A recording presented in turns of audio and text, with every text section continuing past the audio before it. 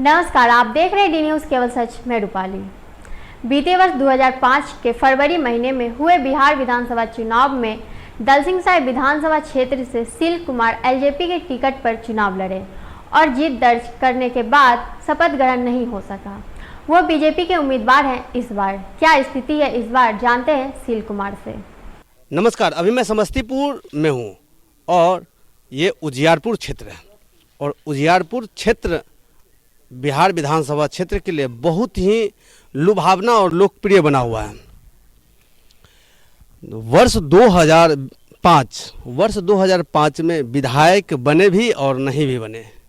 जीतने के बाद उन्हें खुशी और गम दोनों हुआ। ऐसे शख्सियत से हम बात करते हैं, उनका नाम सील राय है, सील कुमार राय नाम है उनका। आइए हम उनसे बात करते हैं। सर, सबसे पहले आपको बहुत बहुत बधाई हो, आपको बीजेपी ने टिकट दिया है। पुरानी याद को हम ताज़ा करेंगे और थोड़ा सा पीछे जाकर के अपने विषय में हमारे दर्शकों को बताएंगे। 2005 में लोक जनशक्ति पार्टी के टिकट पर मैं वहाँ चुनाव लड़ा था। मैंने तो लगातार राष्ट्रीय जनता दल की सेवा की, समाजवादी राजनीति से जुड़ा रहा, लेकिन स्थानीय लोगों के प्रति जो नज़रिया रहा राष्ट्रीय जनता दल का, उसकी खिलाफत में मुझे उतरना पड़ा। और ख़ास करके सत्ता में बैठे हुए लोग कार्यकर्ताओं के साथ जिस तरह का दुर्व्यवहार करते थे, उसके खिलाफ हमने कार्यकर्ताओं के मान सम्मान के लिए हमने बगावत का रुख अख्तियार किया। 2004 में लोकसभा का चुनाव लड़ा मैं, इंडिपेंडेंट। तीसरा स्थान मुझे प्राप्त हुआ और उसी आधार पर फिर 2005 में लोक जनशक्ति पार्टी ने मुझे, जब चूँकि 2004 में जब मैं लोकसभा का चुनाव लड़ा और 2005 का विधानसभा चुनाव नज़दीक था, लालू जी को लगा कि मैं विधानसभा चुनाव को प्रभावित कर दूंगा, तो उन्होंने मुझे जेल भिजवाने का काम किया। और उसी जेल के अंदर माननीय रामविलास पासवान जी ने मुझे लोजपा का सिंबल भेज दिया। मुझे तो नामांकन करने के लिए भी बाहर नहीं आने दिया गया, क्योंकि उस समय में राष्ट्रीय जनता दल की सरकार थी। बावजूद इसके उजियारपुर विधानसभा क्षेत्र के तमाम लोगों ने, हर जाति के लोगों ने, हर वर्ग के लोगों ने हमारा साथ दिया और 14,500 वोट से हमारी वहाँ जीत हुई। तो एक भावनात्मक लगाव उस क्षेत्र से है, उस क्षेत्र की मिट्टी से है हमारा। और किस क्षेत्र से? उजियारपुर विधानसभा क्षेत्र की मिट्टी से हमारा भावनात्मक जुड़ाव है। और मैं समझता हूँ कि वहाँ जितने भी परिवार हैं वो मुझे अपने परिवार का एक सदस्य मानते हैं। वो ये नहीं समझते कि हमारे बीच में कोई लीडर आया है। वो अपना बेटा, अपना भाई, अपना बंधु समझते हैं, अपना हमदर्द समझते हैं, अपना दुख दर्द बांटने वाला समझते हैं। तो इसलिए मैं हमेशा से निश्चिंत रहता हूँ इस बात के लिए कि वहाँ मुझे जीतने से कोई नहीं रोक सकता। सर, एक बात बताएंगे, आप राजनीति में कब आए? राजनीति में तो मैं समझिए कि छात्र जीवन से ही जुड़ा हुआ हूँ और लगातार उद्देश्य रहा समाज सेवा का। चूँकि हमारे पिताजी भी समाज सेवा के प्रति समर्पित रहे। समस्तीपुर जिले में उन्होंने 3 महाविद्यालयों की स्थापना की।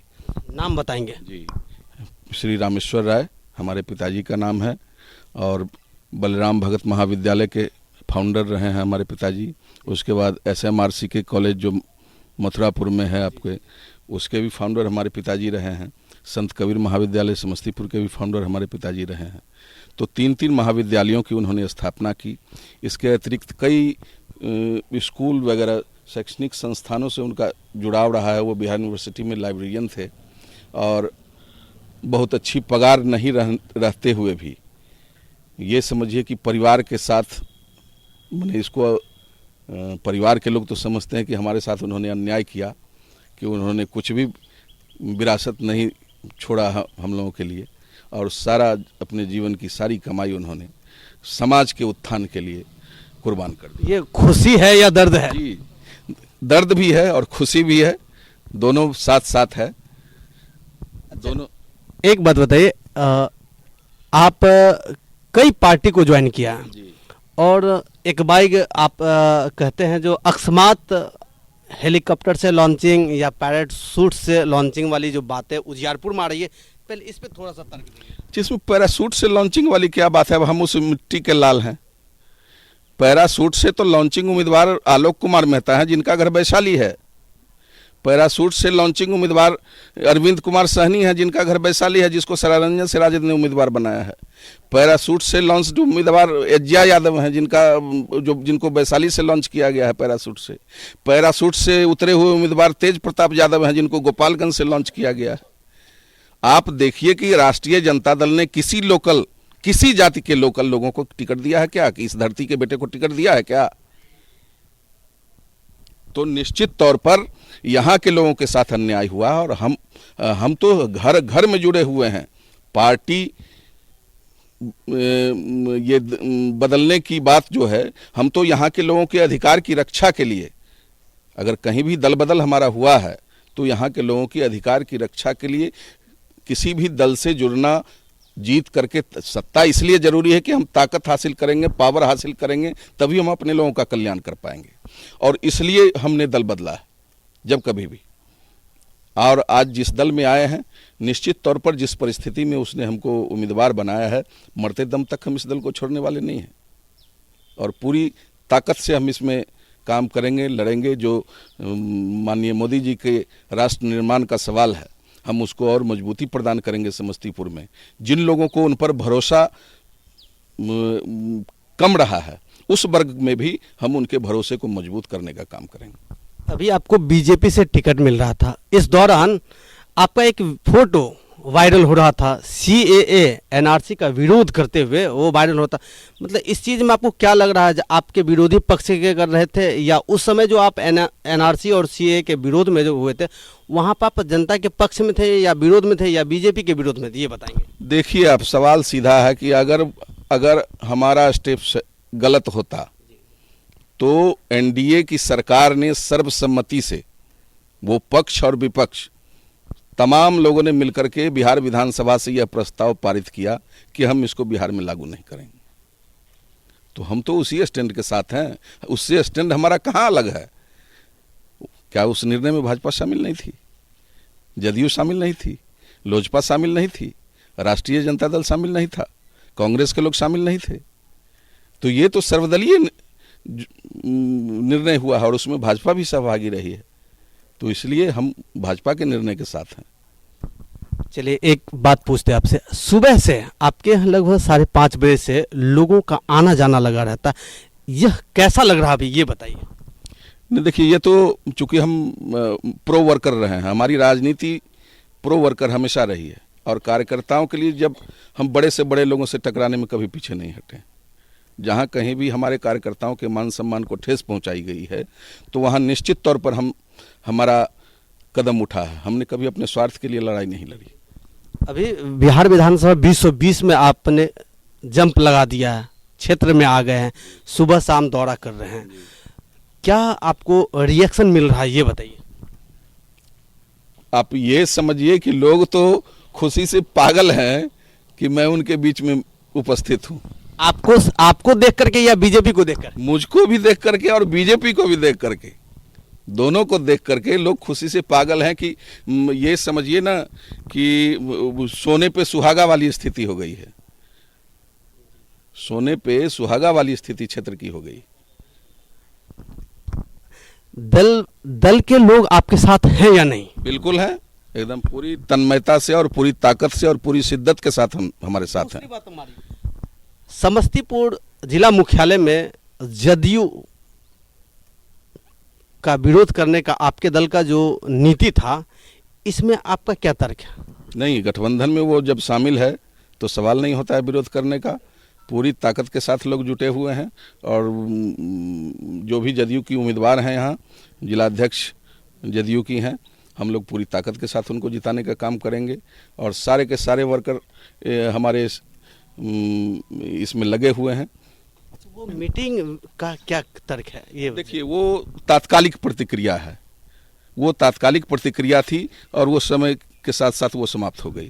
सिर जी, अंतिम सवाल, आप हमारे चैनल के माध्यम से आप अपनी जनता, भावी जनता या वर्तमान जनता, क्या कहना चाहते हैं उनको और क्या डिमांड करते हैं ये बताइए। मैं समझता हूं कि उनको कुछ कहने की ज़रूरत नहीं है। तमाम लोग जानते हैं कि मैं क्या कर सकता हूं उनके लिए, और मैं भी इस बात को महसूस करता हूं कि वो हमारे लिए क्या कर सकते हैं। हम एक दूसरे के पूरक हैं और सुख दुख के सहभागी हैं, और हमेशा उनकी चिंता में हम रहते हैं, वो हमारी चिंता में रहते हैं। अच्छा, आपको 2005 में काम करने का मौका नहीं मिला, वो दर्द भी है क्या? बिल्कुल है, तमाम लोगों को इस बात का दर्द है, और लोगों को लग रहा है कि हमारी 15 साल की तपस्या सफल होने जा रही है। कुछ कहेंगे हमारे दर्शकों को?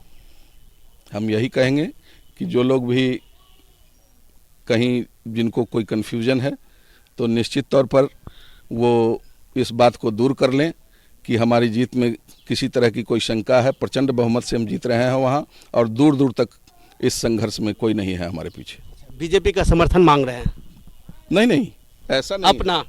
हम तो विरोधियों को ये दे रहे हैं कि आप किसी मुगालते में न रहें कि हमारी जीत में कहीं कोई शंका है। आप दूर दूर तक लड़ाई में नहीं है कहीं।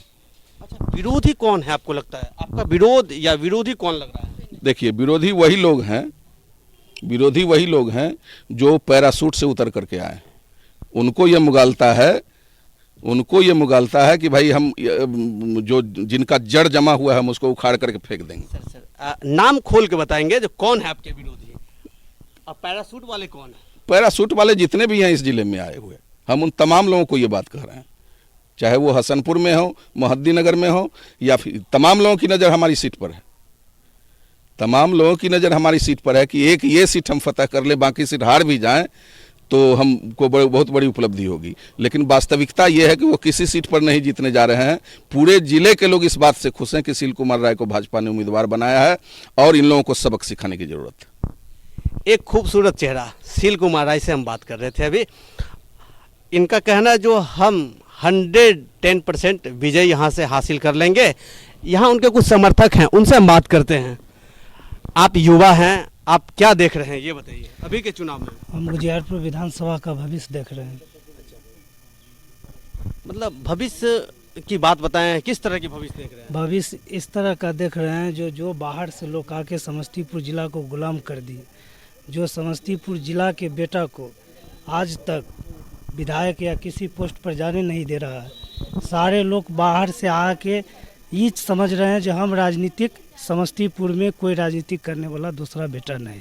जीत करके तो लोग जाते थे लेकिन पहचानते नहीं थे। हम लोग हर वक्त मांग उठाते थे जो हम लोगों को क्षेत्रीय उम्मीदवार हो, कार्यकर्ता को मान सम्मान मिले।